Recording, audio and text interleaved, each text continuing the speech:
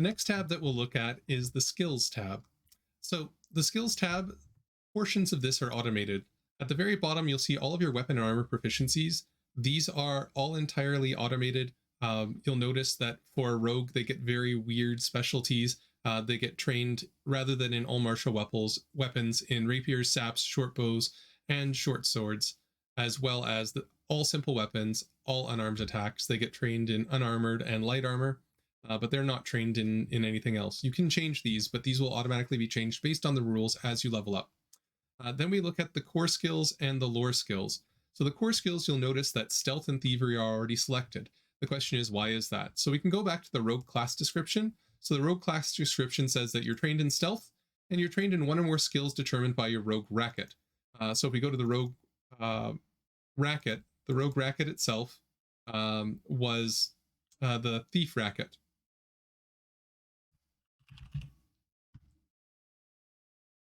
So the thief racket, you are trained in thievery.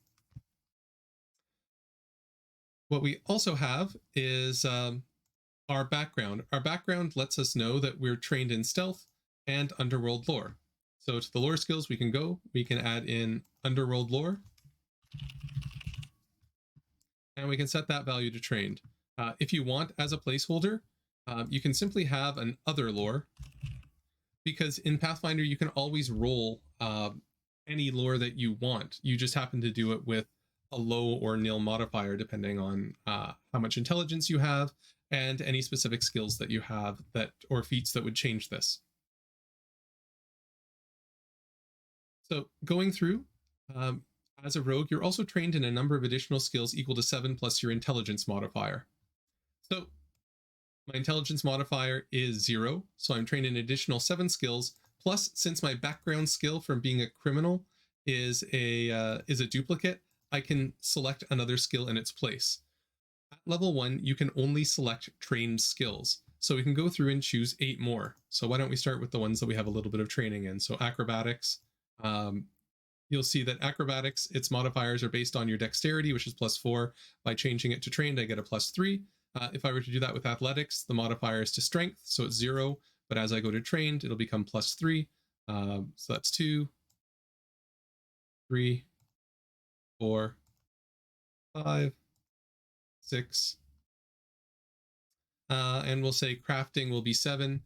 And I get the one from my background, which normally would have been stealth. However, I already get trained in stealth. Instead, I can add any of these skills that are untrained, or if I'd like, I can just add a different lore skill.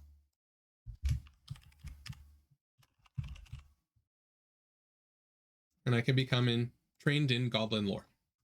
Lore skills in the Pathfinder system are entirely freeform. Backgrounds will give you certain ones, but GMs really get to adjudicate what type of lore skills you can take. They can be weird and fantastical. They can be related to your god. They can be related to different races. They can be related to cities. They can be related to almost anything. It's just whatever works within the world. And so that is how you set up your skills tab.